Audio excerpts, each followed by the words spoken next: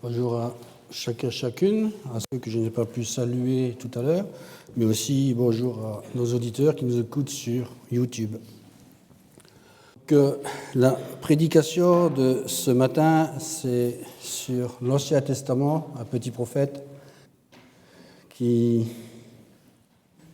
a eu l'appel de Dieu pour une mission, mais qui au départ l'a refusé. Et c'est l'histoire de Jonas, le prophète. Et le titre de ce message est un petit peu particulier parce que ça peut être aussi nous-mêmes. Le titre du message nous dit « Fuyons-nous la volonté de Dieu ?» C'est une question. La lecture de ce matin sera dans Jonas chapitre 3, des versets 1 à 3, mais juste avant, nous allons faire un petit peu d'histoire. L'archéologie et les annales assyriennes nous disent que ce que fut Ninive, et elle a atteint son apogée entre le 8e et le 7e siècle, notamment avec le roi Sénachérib en 704 à 680 avant Jésus-Christ. Pourquoi je précise ça ? Parce que l'Assyrie n'a pas été un royaume mythique. La plupart du temps, on pense que l'histoire de Jonas est une histoire inventée, créée de toutes pièces. Mais ce n'est pas le cas, vous allez comprendre pourquoi tout à l'heure et au cours des autres prédications. Il faut savoir que l'Assyrie était le peuple le plus grand ennemi d'Israël. Les Assyriens avaient infligé à Israël beaucoup de destruction et surtout la captivité en 722 avant Jésus-Christ. Et cela est resté dans les mémoires des Juifs de l'époque, et je pense encore aujourd'hui. Ninive se situe aujourd'hui à Mossoul, dans l'Irak actuel, au nord de Mossoul. Et le livre de Jonas est surtout centré sur Ninive, donc la capitale païenne de l'Empire assyrien de l'époque. Jonas est un prophète sous le règne de Jéroboam II. C'est lui qui avait prophétisé l'élargissement des frontières d'Israël. La cité de Ninive demeurait pour les Juifs le symbole du mal et du monde païen. Mais vraiment le symbole du mal qui est mal, le plus cruel. Et c'est à cette ville que Jonas doit porter le message que Dieu lui a demandé de faire. Parce que Jonas allait être l'instrument de la bonté de Dieu pour cette ville. Pourquoi le livre de Jonas se trouve-t-il dans la Bible ? Pour montrer à Jonas que l'amour et la grâce de Dieu, donc la grâce de l'Éternel, s'étend à tout le monde et ne se limite pas au peuple élu. Le livre de Jonas relate aussi que Jonas reçut de l'Éternel un appel pour aller prêcher la repentance aux habitants de Ninive. Le livre de Jonas relate aussi la désobéissance à cet appel de l'Éternel, ainsi que les conséquences de ce refus. Mais le livre de Jonas nous apprend bien plus que l'histoire d'un homme et d'un grand poisson. Elle nous illustre la profondeur de la compassion et de la grâce infinie de Dieu. Quelle leçon avons-nous à en tirer de ce livre de Jonas pour nous aujourd'hui ? La question est, voulez-vous connaître les leçons pour nous aujourd'hui de ce livre ? Je sais que nous sommes en période de vacances scolaires, mais aujourd'hui vous aurez droit à 2 leçons. Et je vous invite donc à ouvrir votre Bible dans le livre de Jonas, qui signifie colombe, dans le chapitre 1, et je ferai la lecture des versets 1 à 3. La parole de l'Éternel fut adressée à Jonas, fils d'Amittai, en ces mots. « Lève-toi, va à Ninive, la grande ville, et crie contre elle, car sa méchanceté est montée jusqu'à moi. » Alors Jonas se leva pour s'enfuir à Tarsis, loin de la face de l'Éternel. Il descendit à Jaffa et trouva un navire qui allait à Tarsis. Il paya le prix du transport et s'embarqua avec les gens pour aller à Tarsis, loin de la face de l'Éternel. C'est pourquoi je ferai une prédication suivie sur l'ensemble du livre de Jonas. Et à travers cette prédication suivie, imprégnons-nous de tout l'amour et de toute la compassion de Dieu à travers cette histoire. Et nous verrons différentes leçons et surtout 10 miracles qui se trouvent dans ce livre. Est-ce que vous vous êtes déjà posé la question pourquoi Dieu a choisi un prophète qui fuirait sa mission, qui allait refuser ce que Dieu lui demande de faire?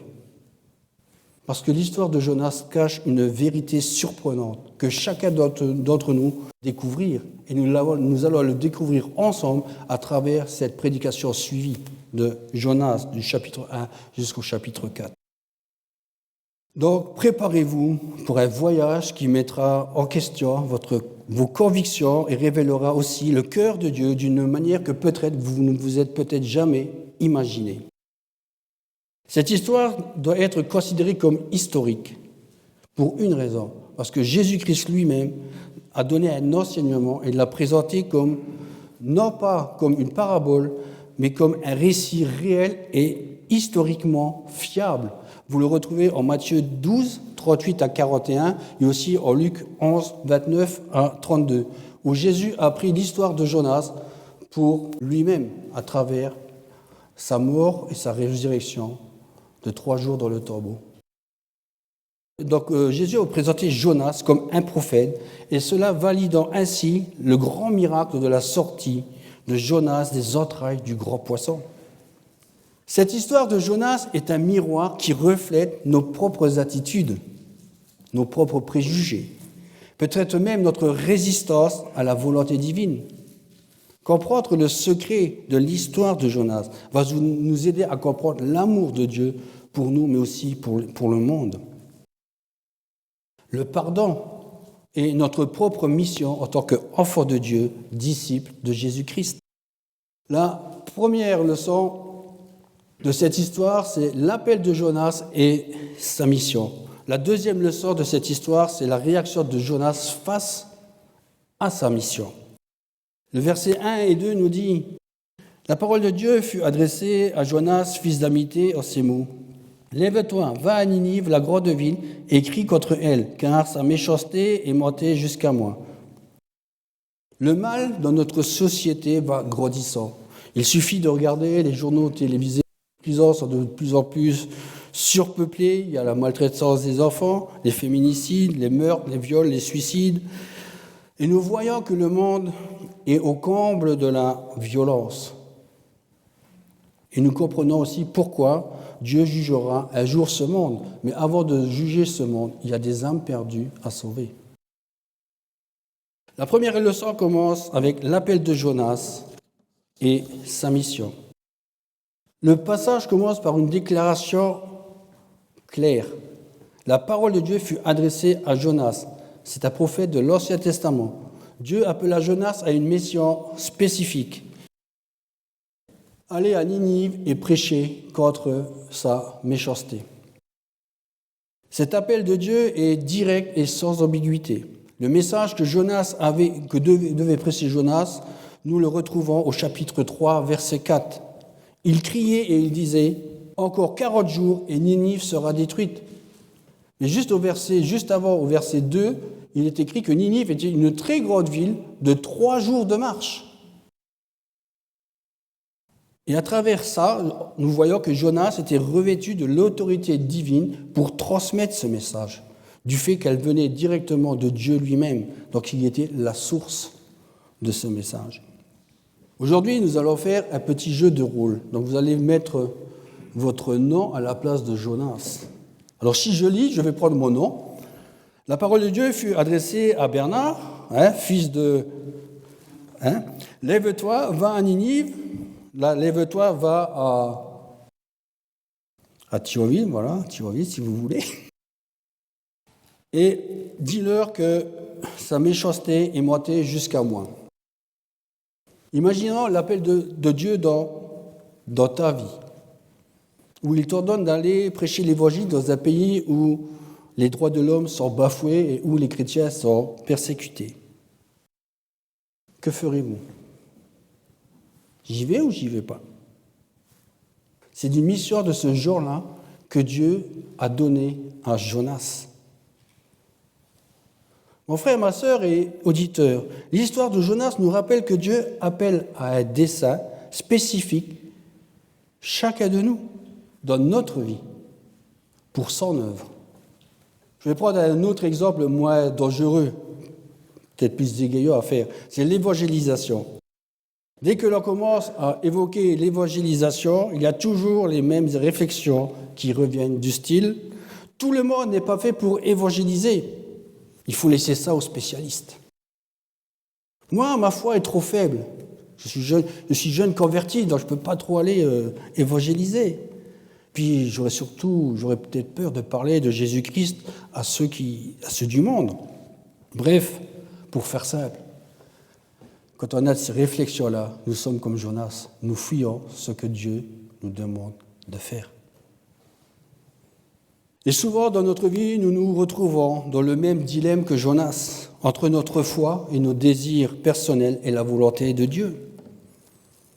Nous avons tendance à croire que l'appel de Dieu concerne uniquement les pasteurs, les diacres, les diaconesses, les anciens, alors que tout le monde a une mission spécifique et un appel particulier dans sa vie pour l'œuvre de Dieu. Laissez-vous enseigner par l'inutile tentative de Jonas d'échapper à sa mission et faisant ce que le Seigneur demande. Vous avez été sauvés pour répondre à un appel spécifique. Aujourd'hui, Dieu nous appelle pour nous faire savoir que nous avons nous aussi une mission à travers son appel. Dieu permet aux hommes et aux femmes que nous sommes de participer à son plan de salut pour sauver les âmes perdues. Ignorer cet appel, c'est faire et être comme Jonas. Et en refusant et en étant comme Jonas, cela peut nous entraîner dans des directions inattendues et périlleuses. La prédication souligne l'importance de reconnaître et de répondre à cet appel divin sur notre vie. Notre mission, sauver pour servir, c'est la devise de l'Institut biblique. Notre devise à nous, c'est sauver pour sauver. Parce que Dieu veut encore sauver les âmes perdues au travers de ceux qui ont été sauvés. Et là, on répond « Amen ». Oui, mes amis, sauver pour sauver. Jésus ne reviendra plus sur terre pour sauver. Il nous a confié cette mission à nous, afin de pouvoir sauver ceux qui sont encore perdus. Comme je l'étais moi avant.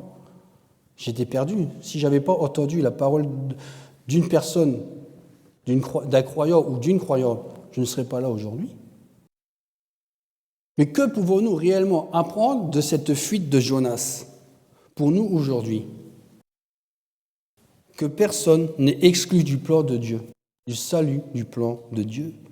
L'évangile est pour tous ceux qui veulent renoncer au mal et placer leur confiance par la foi en Jésus-Christ. La mission de Jonas est simple. Et pour Jonas, ce que l'Éternel lui demande, c'est mission impossible. Pas le feuilleton qu'on voit à la télé.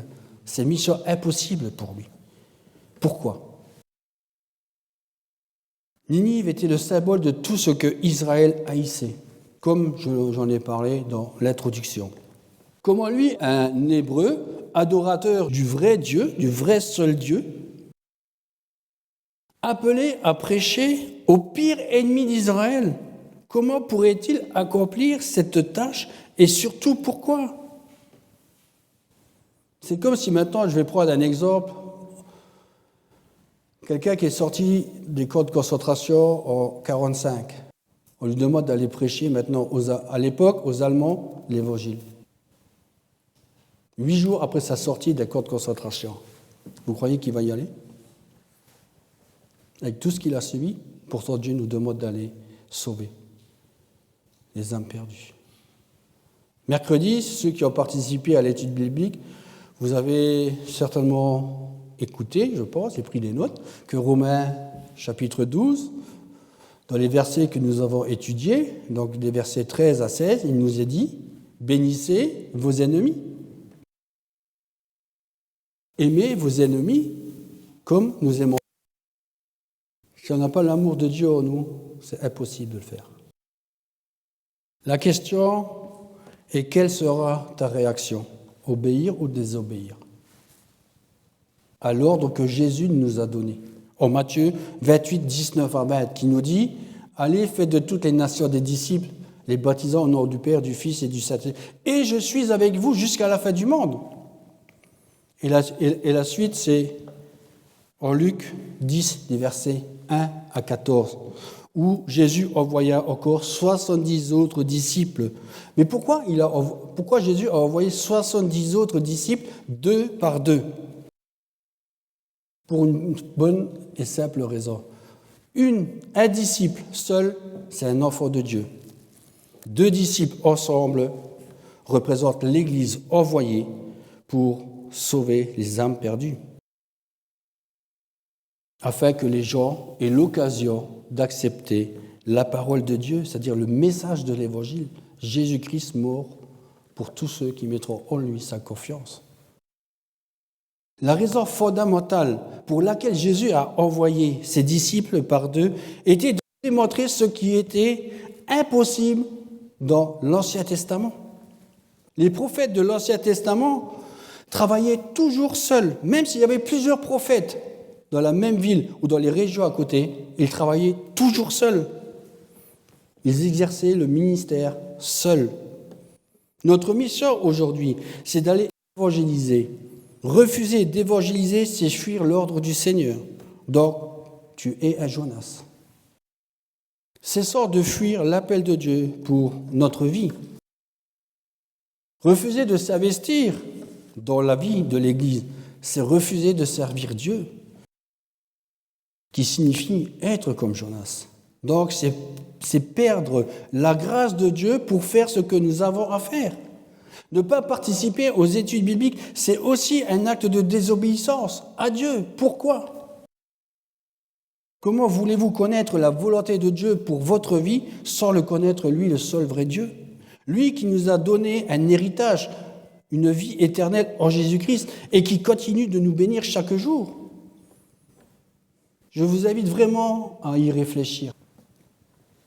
Servir Dieu ne signifie pas répondre à ses propres besoins. C'est tout le contraire. Nous nous réjouissons dans un service où c'est lui qui répond à nos besoins et nous recevons la grâce de Dieu pour faire ce que nous avons à faire pour lui sur cette terre et pour notre vie afin d'être des témoins, des flambeaux dans ce monde de ténèbres. Maintenant, pour celui qui ne connaît pas Dieu, il t'appelle aussi. Ta vie ne ressemble à rien. Tu te sens rejeté par ta famille, par la société. Aujourd'hui, le Seigneur te dit, viens tel que tu es. Crois en l'Évangile, en son œuvre rédemptrice pour tes péchés. Demande pardon à Dieu pour toutes ces années d'errance, sans but, loin de la face de l'Éternel. Repens-toi, demande-lui pardon et tu auras une nouvelle famille. Tu ne seras plus sous la colère du jugement du Créateur, mais tu auras la vie éternelle. C'est ça qui compte le plus. Ce qui nous amène à la deuxième leçon de cette histoire, la réaction de Jonas face à sa mission. Le verset 3 nous dit « Alors Jonas se leva pour s'enfuir à Tarsis, loin de la face de l'Éternel. Il descendit à Jaffa et trouva un navire qui allait à Tarsis. Il paya le prix du transport et s'embarqua avec les gens pour aller à Tarsis, loin de la face de l'Éternel. » Le livre de Jonas nous dit que c'est le seul prophète qui a été appelé pour aller exercer sa mission hors d'Israël. Mais c'est aussi le seul prophète qui refusa la mission que lui avait confiée Dieu. Au lieu d'obéir à l'appel de Dieu, Jonas décide de fuir.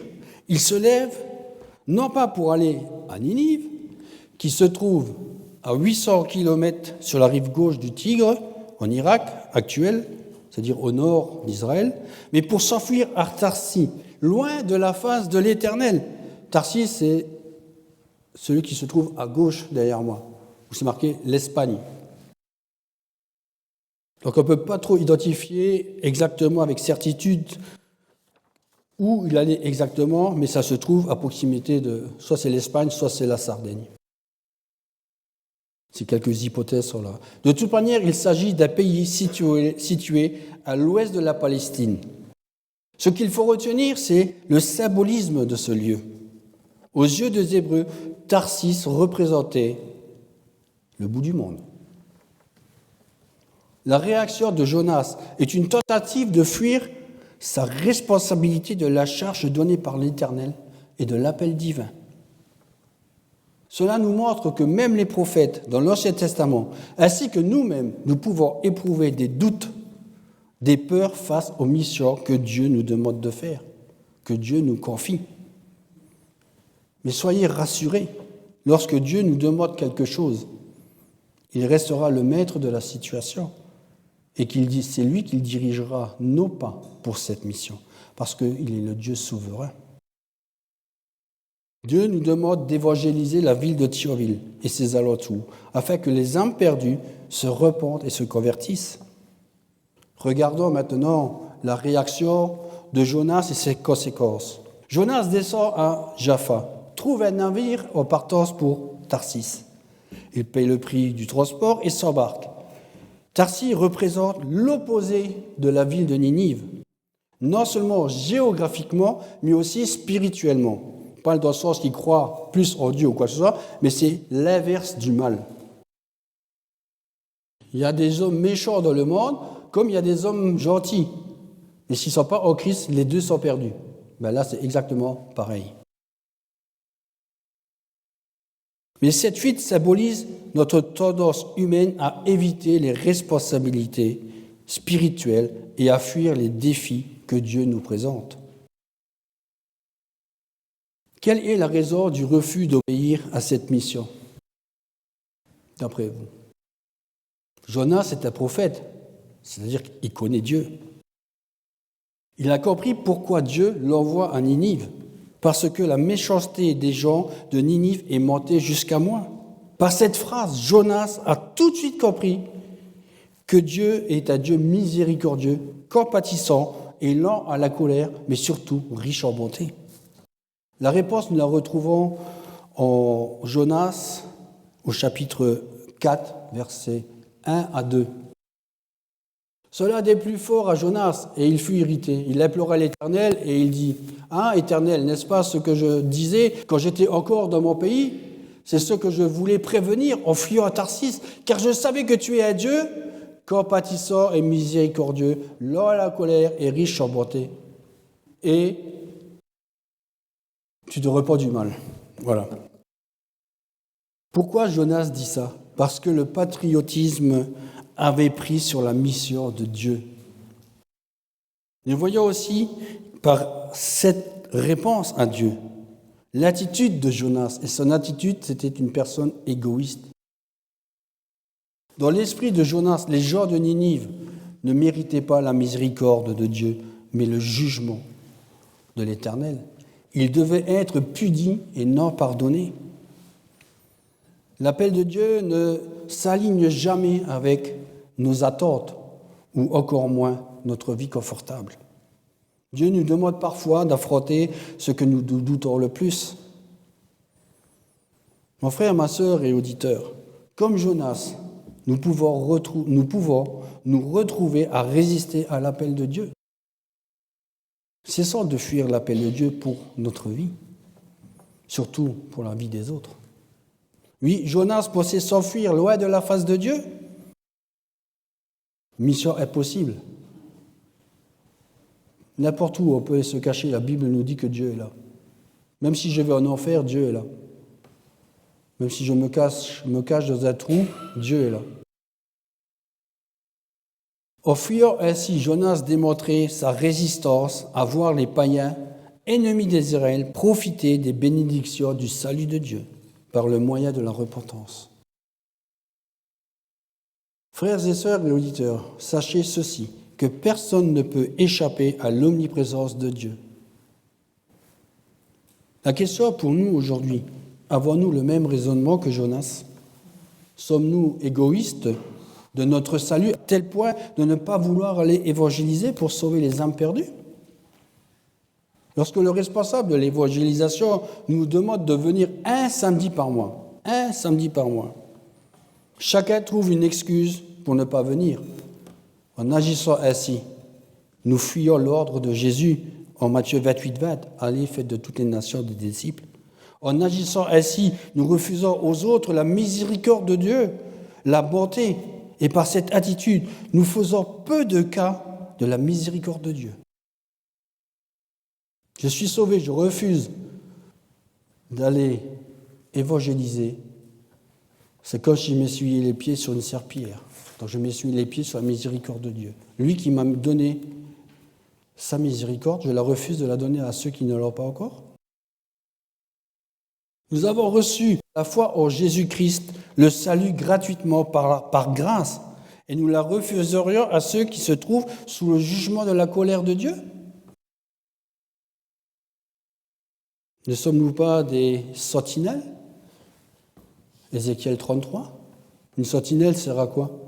À prévenir du danger qui arrive. Dans les forêts, là où il y a beaucoup, oui, dans les forêts, les pompiers ont bien fait des tours avec des sentinelles qui préviennent dès qu'il y a le moindre écran de fumée d'un endroit dans la forêt. Ben nous, l'écran de fumée, c'est les gens qui sont perdus. On doit les prévenir. Et Jonas refusait de prévenir ces gens-là. Qui veut dire que le refus d'obéir à Dieu apportera à Jonas des ennuis que nous verrons lors de la prochaine prédication. Vous verrez comment le prophète Jonas, réticent à la volonté de Dieu, va affronter ses peurs et apprendre une leçon transformante sur le pardon de Dieu, qui changera complètement sa perspective, mais aussi la vôtre, sur qu'est-ce que suivre la volonté de Dieu.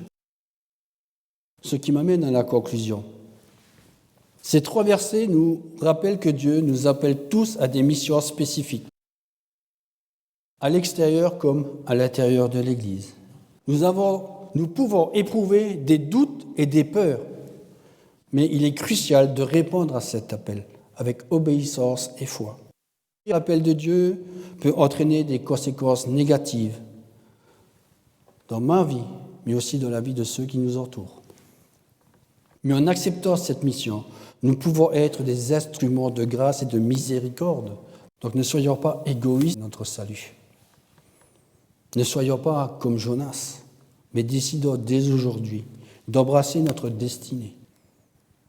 À travers l'histoire de Jonas, Dieu nous rappelle notre mission que Jésus donna à ses disciples, être des missionnaires de l'Évangile en parole et en acte, où que nous soyons, ou ailleurs dans le monde. Et je terminerai par cette question. Que décidez-vous de faire? Faire ce que Dieu nous demande ou être un Jonas qui fuit ses responsabilités de la charge que Dieu lui a donnée?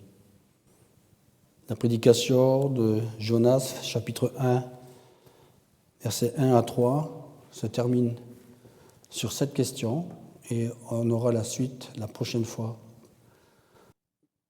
lors de la prochaine prédication suivie de Jonas. Que Dieu vous bénisse.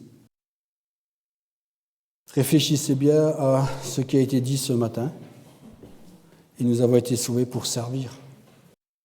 Amen.